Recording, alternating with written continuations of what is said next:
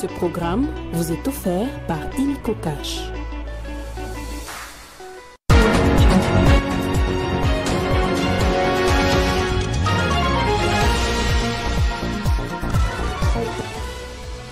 À la une de cette édition du journal, près de 400 000 fidèles ont assisté ce samedi aux funérailles du pape François au Vatican et pas moins de 50 chefs d'État du monde y ont également fait le déplacement. Le souverain pontife a été inhumé lors d'une cérémonie privée à la basilique Sainte-Marie Majeure. La coalition Lamuka a réagi à la signature de la déclaration de principe entre le Rwanda et la RDC à Washington.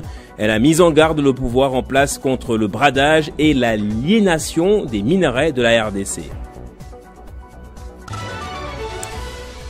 Et c'est déjà pour ce dimanche, demain donc, en marge de la commémoration officielle et grandiose des 9 ans de la disparition de Papa Wemba, sa veuve Maman Amazon et l'invité d'honneur de Jean-Marie Kassamba ce dimanche lors d'un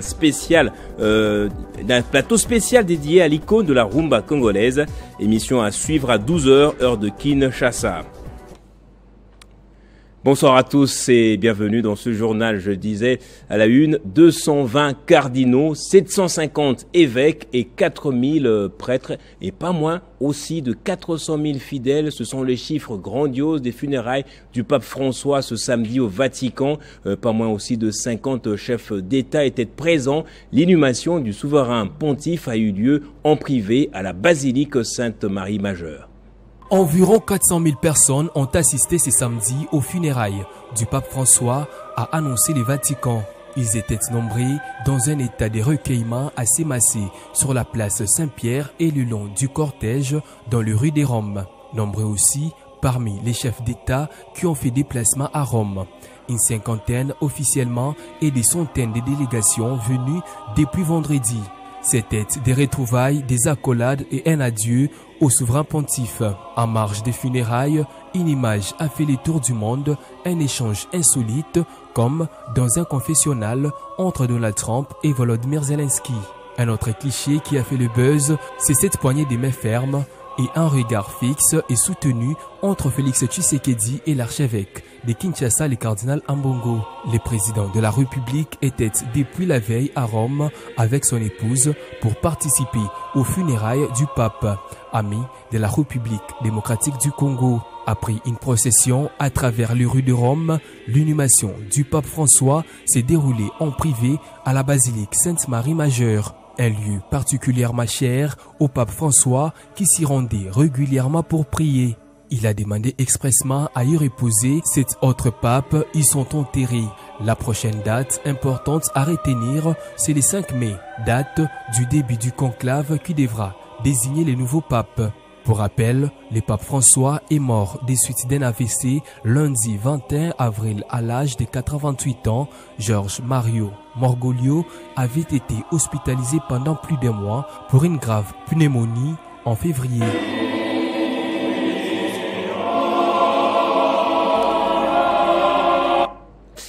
Et là-bas, une messe a été dite en mémoire du pape François en cathédrale Sainte-Barbe et Saint-Éloi de Kolwezi par Monseigneur Richard Kazadi Kamba, évêque du diocèse de Kolwezi. Parmi les fidèles catholiques ayant participé à cette messe, une personne très croyante, la gouverneure de province Fifi Masuka Saini, qui a reconnu le sens d'humilité du souverain pontife qui, malgré sa maladie, ne cessait de prier pour la paix dans l'est de la RDC.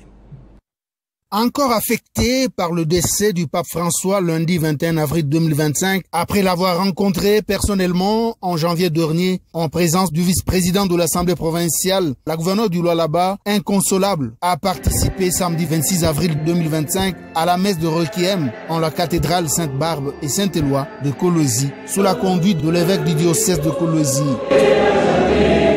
Monseigneur Richard Kazadi Kamba est revenu sur le parcours élogieux du souverain pontife mort au lendemain de la Pâque.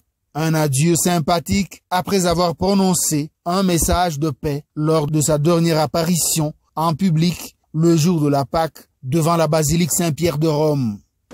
De son naissance, Jorge Mario Bergoglio, notre cher défunt pape, a après son élection, choisira son nom papal.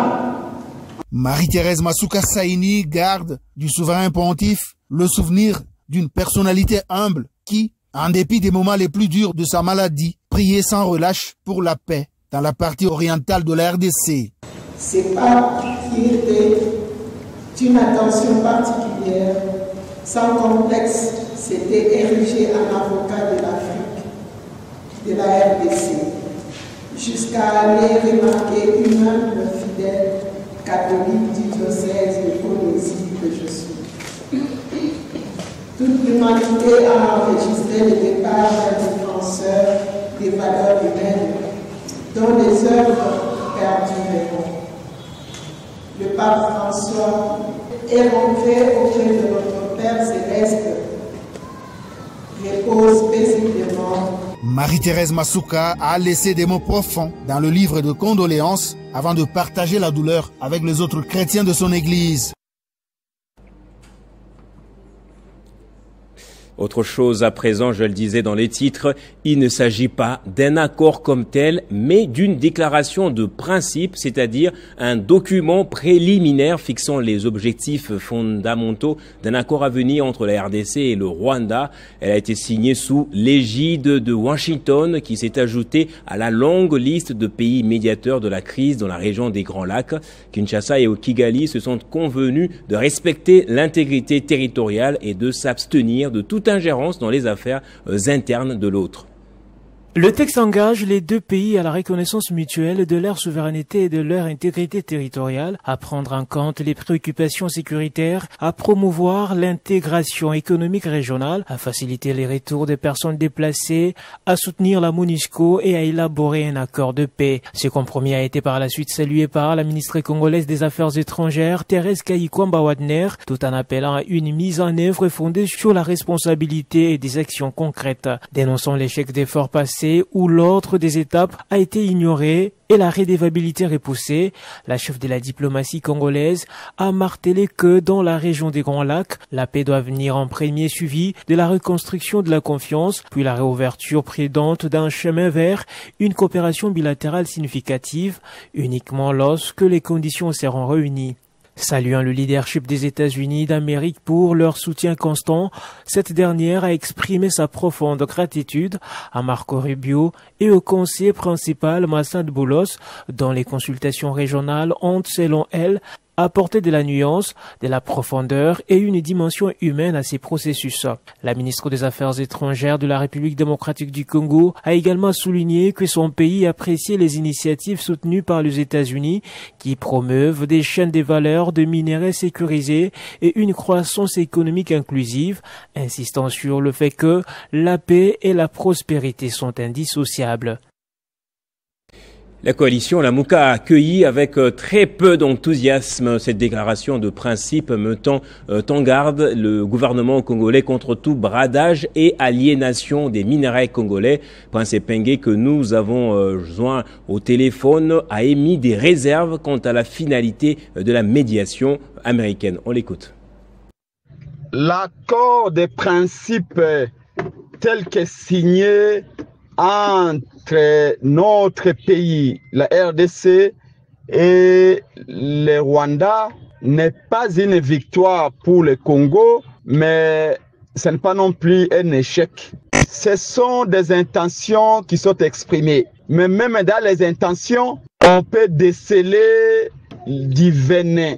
Au sein de la coalition Lamuka, au sein de l'ADD Congo et de l'opposition congolaise, nous pensons que les premiers petits pas qui a été effectué à Doha dans la bonne direction, c'est-à-dire la nécessité d'avoir un cessez-le-feu tel que ça a été exprimé par la RDC et le M23 AFC, nous l'avions déjà apprécié. Maintenant, la signature du principe directeur en quelque sorte à Washington doit appeler tout Congolais conscient et responsable à la prudence. Il faut dire que à Washington, en ce moment, tout est réfléchi, tout est discuté autour de ce que l'on gagne et de ce que l'on perd.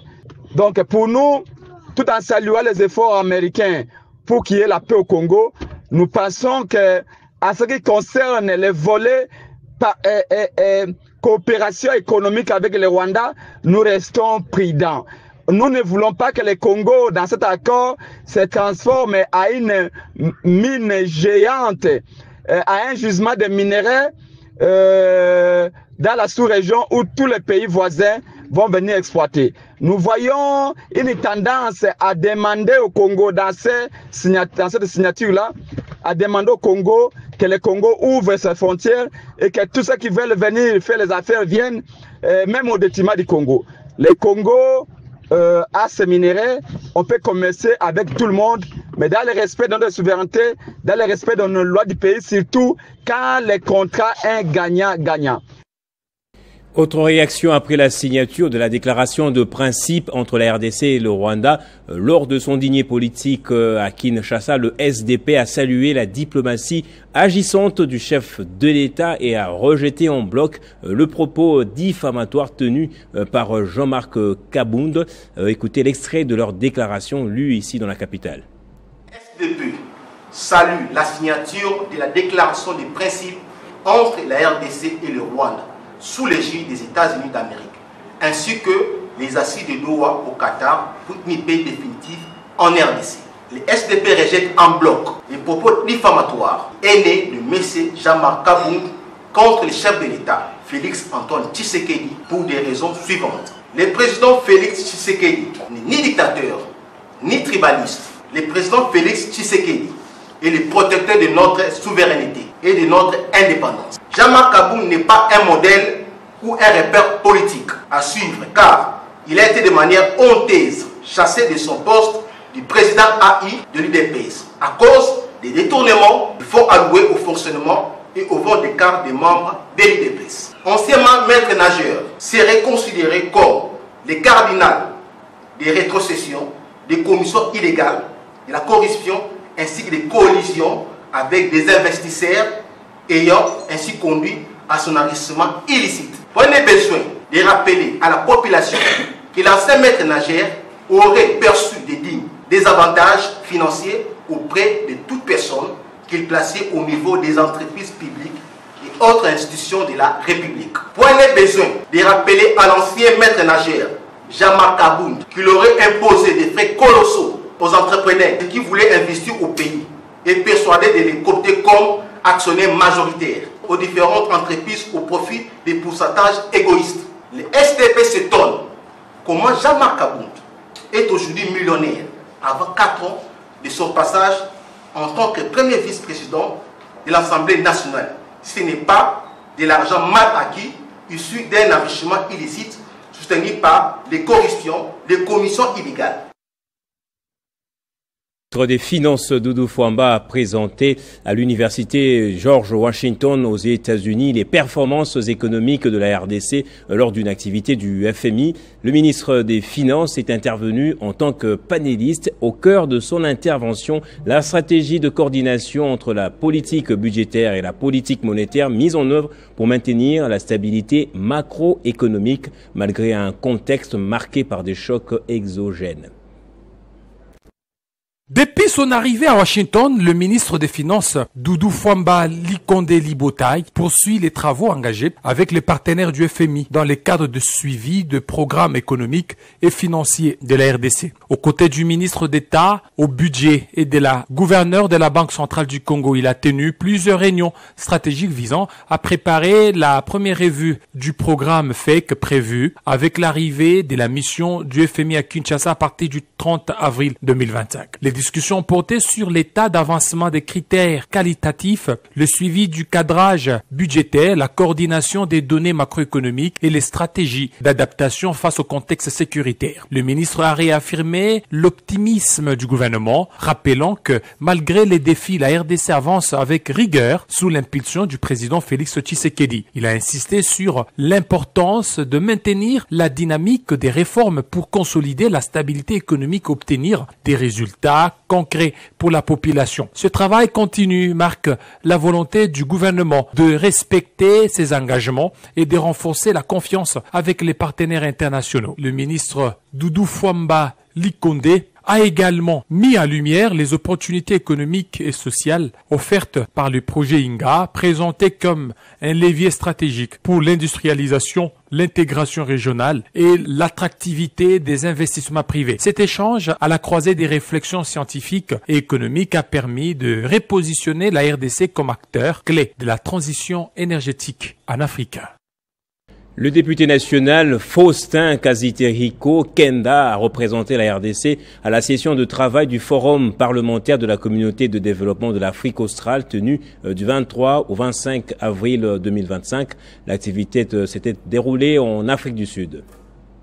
Cette participation s'inscrit dans la continuité de l'engagement panafricain du député national Kaziteriko, officialisé par sa prestation de serment le 11 décembre 2024 en Zambie. Ce geste a marqué son intégration formelle au sein du Forum parlementaire de la SADC, une plateforme qui regroupe des parlementaires de toute la région pour promouvoir l'harmonisation législative et la coopération régionale. Les travaux de cette session ont porté sur l'élaboration d'une loi type sur la surveillance des prisons, un outil juridique destiné à renforcer la transparence et le contrôle des établissements pénitentiaires des États membres de la SADC. Ce projet vise à garantir le respect des normes internationales en matière de droits humains tout en promouvant les principes de bonne gouvernance. Ce travail collectif illustre notre volonté partagée, celle des pays membres de la SADC, de mettre en place les politiques publiques inclusives et harmonisées pour relever ensemble les défis en matière de justice et de développement durable, a déclaré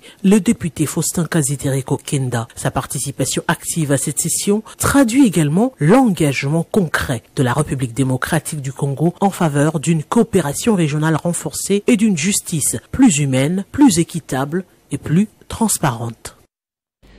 Et après la présentation de la loi sur l'aménagement du territoire, encore en étude au Parlement, le ministère d'État à l'aménagement du territoire a lancé samedi une formation des inspecteurs à l'aménagement du territoire. C'est l'école de formation de la police congolaise qui accueille cette session. Les futurs inspecteurs font partie de l'Observatoire national de l'aménagement du territoire. Témoin de l'événement, Arlette Boutella, encore une fois. À moins d'une semaine du lancement du schéma national d'aménagement du territoire, le ministre d'État en charge de l'aménagement du territoire lance cette fois la session de formation des corps des inspecteurs du territoire. Nous sommes à la direction générale des écoles de formation de la police dans la commune de Barumbu. Il s'agit donc d'une démarche prospective et stratégique consistant non seulement à planifier l'utilisation de l'espace physique de notre pays à travers les outils de planification, mais aussi et surtout d'assurer le suivi, le contrôle et la surveillance permanente de l'espace physique de notre pays, ainsi que des dynamiques territoriales afin de réduire les déséquilibres territoriaux en ce qui concerne la répartition des infrastructures et équipements sociaux collectifs de base. Une formation de 45 jours qui consiste. Ça devrait nous permettre d'arriver à doter le pays de planification spatiale qui va nous ramener d'avoir un territoire qui soit résilient, un territoire qui soit cohérent dans son occupation, qui est dans l'affectation en termes d'activité humaine. Troisième pilier du programme d'action du gouvernement, l'Observatoire national d'aménagement du territoire, par le biais de son coordonnateur, compte faire le suivi de ses agents pour une formation assidue. Atténuer les effets des catastrophes, en premier lieu, c'est mettre en place des plans d'aménagement à toutes les échelles. Parce que si déjà on a des plans d'aménagement, ça veut dire déjà nous atténuons ou nous anticipons tous les aléas qui peuvent arriver avec les catastrophes naturelles. Pour Guy Loando, la formation de ces futurs inspecteurs est l'aboutissement d'un grand travail en vue de faire entrer la question de l'aménagement du territoire dans le service d'assiette de la République. Au-delà de la loi qui seront appelés à appliquer, mais qui soient formés. Et aussi, il y a des techniques de défense. Parce que dans ces descentes, vous pouvez trouver des criminels qui peuvent vous attaquer. Comment vous pouvez faire l'autodéfense? Qui veut arracher un GPS que vous avez à la main, qui veut arracher l'appareil photo parce que vous voulez prendre une image, il vient vous attaquer. Au-delà de ça, donc cette formation, il y a des arts martiaux qui rentrent dedans. Donc mes agents et cadres vont être formés. Ils vont devenir, comme on dit couramment, les pomba. Mais un pomba dans les biens pour que les dangers ne puissent pas les atteindre. Place à la formation, question de traquer tout celui qui ne respectera pas les normes dans l'aménagement des terres en République démocratique du Congo. Et la population du Maniema, fief électorat du député national Matata Pogno, a dit non à tout acharnement contre son leader et a demandé l'implication de tous, particulièrement des ressortissants de la province, pour barrer la route à ce qu'ils appellent les gens de Maniema forfaiture et manipulation de la justice pour des fins politiques. Nous sommes venus au siège du LGD ici exprimer notre colère sur les dossiers que nous qualifions de juridico-politiques contre notre leader Augustin Matata Pogno Mapon. Puisque les gens de l'Union sacrée sont jaloux contre notre leader, l'honorable Augustin Matata Pogno, c'est pour cette raison qu'ils sont en train de monter des dossiers qui ne se justifient même pas. Messieurs les journalistes, comment expliquer? Il y a des gens comme Nicolas Kazadi. Aujourd'hui, il est appelé père de famille parce qu'il est de l'Union sacrée. Mais aujourd'hui, on est en train de poursuivre illégalement notre leader Augustin Matata Pogno Mapon. Mais je me dis, Nicolas Kazadi est père de famille alors qu'il a volé beaucoup d'argent. Matata Pogno est considéré comme une bête que nous devons toujours abattre. Non, ça ne s'explique pas. Et c'est pour cette raison, nous sommes en train de demander au président de la République, qui est le garant des institutions de la République, de pouvoir s'impliquer. Puisque lorsque nous allons juste suivre que Matata Pogno, une fois Matata Pogno arrêté, nous la population de la province du Maniema, nous allons nous prendre en charge. Et nous disons à tous les politiciens originaires de la province du Maniema qui seraient en train de s'impliquer pour que Matata Pogno soit arrêté. Une fois Matata Pogno arrêté, nous leur disons qu'ils ne foulent pas leurs pieds ici dans la province du Maniema. Nous, la population de la province, nous allons nous prendre en charge. On va rester au Maniema où des cas des violations des droits humains et violences sexuelles basées sur le genre qui continuent d'être enregistrées. Soucieuse du bien-être des populations victimes des atrocités, la coordinatrice du réseau national des ONG pour le développement de la femme, le RENADEF en sigle, avait remporté un appel à projet lancé par l'ONU Femmes portant sur la protection des femmes et filles et la consolidation de la paix dans le territoire de Kabambaré. 12 mois après, un travail acharné de terrain dans une zone totalement couverte par les Maïmaï. Ce samedi, Marie Nyombo Zaïna a présenté les résultats de clôture du projet en présence de la représentante de la ministre du Genre, Famille et Enfants, de celle de l'ONU Femmes et de ses partenaires japonaises. La mission n'a pas été facile pour les RENADEF qui a vu plusieurs de ses membres et des victimes être maltraitées par les rebelles de Maïmaï. Information inatusaidia kwa sababu kwa kimafikara tulikuwa chini sana. En dépit des atrocités, Marie Nyombo Zaïna et toute son équipe sont arrivés à la fin du projet Femmes, Paix et Sécurité réalisé dans les territoires des Kabambaré au Maniema. Au niveau des partenaires, je sais que les partenaires viennent appuyer le pays à travers le projet, à travers le plan, à travers tout ce que nous avons comme plan stratégique au niveau du pays. C'est de renforcer encore cet accompagnement pour que nous ayons des appuis conséquents afin d'apporter des réponses durables à tout ce que nous vivons au niveau du pays. Parce qu'aujourd'hui, on a ces projets pilotes. On a des résultats, on a des indicateurs, on a des défis, on a des leçons apprises. Au lieu de compter, de miser sur ça, nous allons abandonner ça, nous allons créer encore d'autres trucs, autres pilotes, ainsi de suite, des pilotes en pilote, des études en études, d'élaboration des lois en élaboration des lois, sans qu'il y ait des résultats. Dans son mot des circonstances, la représentante de la ministre du Genre, Madame Annie Matundu Bambi, a promis de faire part du plaidoyer du RENADEF auprès de la ministre du Genre, qui devra à son tour attirer l'attention du gouvernement souminois sur les atrocités que subissent les populations des Kabambaré suite à la rébellion des Maïmaï. Ce projet, fruit d'une collaboration exemplaire entre les acteurs locaux, les partenaires internationaux et le gouvernement, a permis de poser des bases solides pour la protection des droits des femmes et des filles ainsi que pour la paix durable dans cette région. Pour sa part, la représentante adjointe de l'ONU Femmes en RDC, Mme Catherine Odimba, a réaffirmé la volonté de sa structure à travailler aux côtés du RENADEF pour voler au secours des victimes. Ce projet a réussi à faire beaucoup de choses qu'on le fait même dans les zones où il y a plusieurs interventions en termes de participation des femmes au processus de paix. Outre les interventions citées, cette session avait été également marquée par les témoignages touchants des victimes des violations perpétrées par les Maï-Maï, dont les territoires des Kabambaré.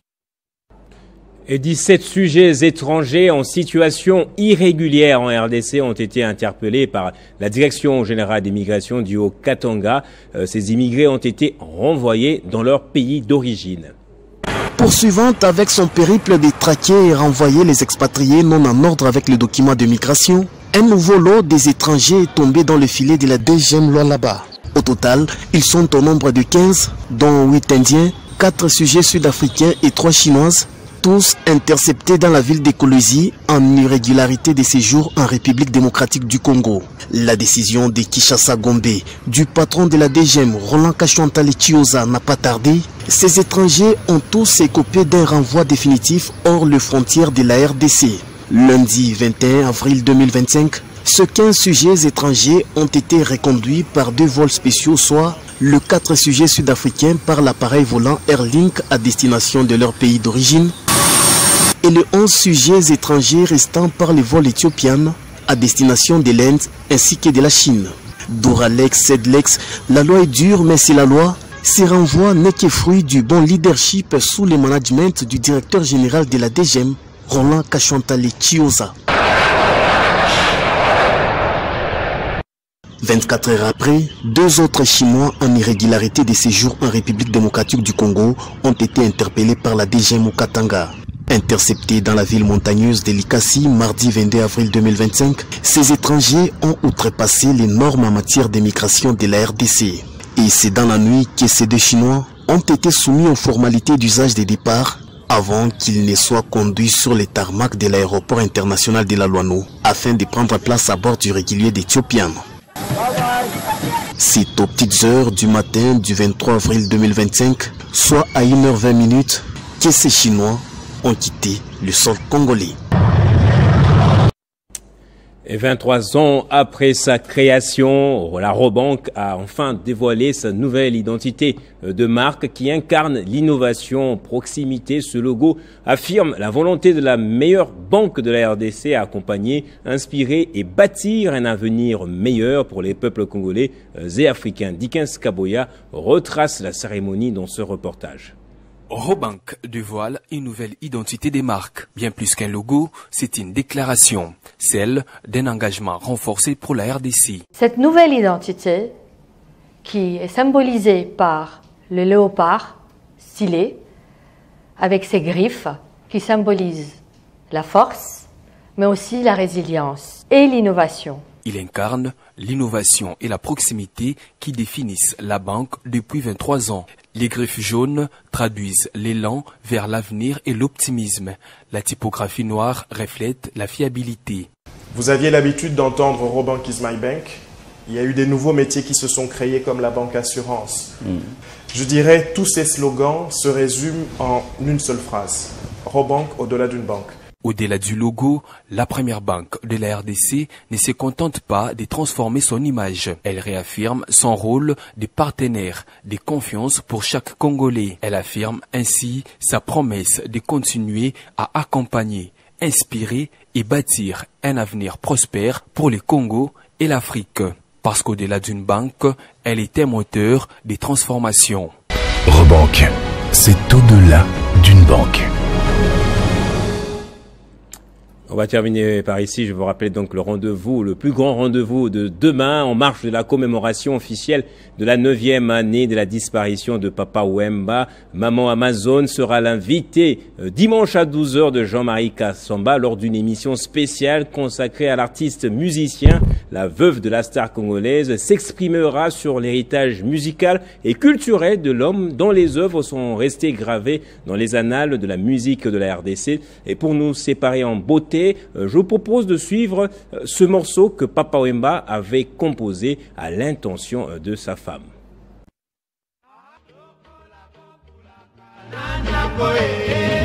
À la simplicité des ancêtres.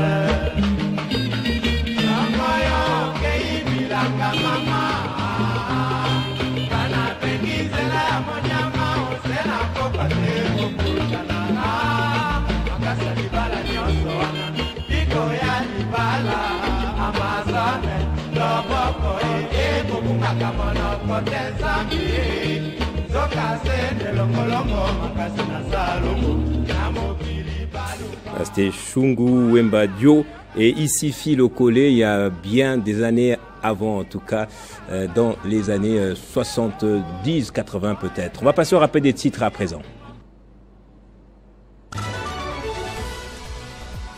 Près de 400 000 fidèles ont assisté ce samedi aux funérailles du pape François au Vatican et pas moins de 50 chefs d'État du monde y ont également fait le déplacement. Le souverain pontife a été inhumé lors d'une cérémonie privée à la basilique Sainte-Marie Majeure. Et la coalition Lamuka a réagi à la signature de la déclaration de principe entre la RDC et le Rwanda à Washington. Elle a mis en garde le pouvoir en place contre le bradage et l'aliénation des minéraux de la RDC. Et à suivre demain dimanche, en marge de la commémoration officielle et grandiose des 9 ans de la disparition de Papa Wemba, sa veuve, maman Amazon, est l'invité d'honneur de Jean-Marie Kassamba ce dimanche lors d'un spécial plateau dédié à l'icône de la rumba congolaise. Émission à suivre bien évidemment à 12h, heure de Kinshasa. Et c'est par ici que va se refermer ce journal. Merci à vous tous de l'avoir suivi. L'actualité continue sur votre chaîne et à très bientôt sur Canal+.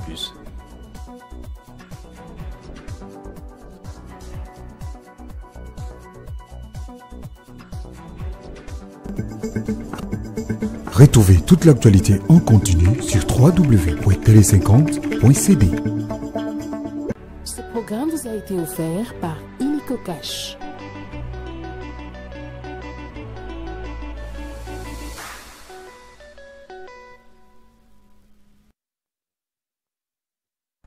Dans un communiqué publié le 23 avril 2025, le ministère des Finances demande aux 11 717 opérateurs économiques découverts dans les banques commerciales par l'Inspection générale des finances et qui n'étaient pas pris en charge au niveau de la Direction générale des impôts de bien vouloir régulariser leur situation auprès de la DGI au plus tard le 5 mai 2025. Passé ce délai, des sanctions sévères, voire pénales, seront prises à leur encontre. La liste de ces opérateurs économiques est disponible sur le site du ministère des Finances au www.finance.gouv.cd. Ce communiqué est signé par le cabinet du ministère des Finances.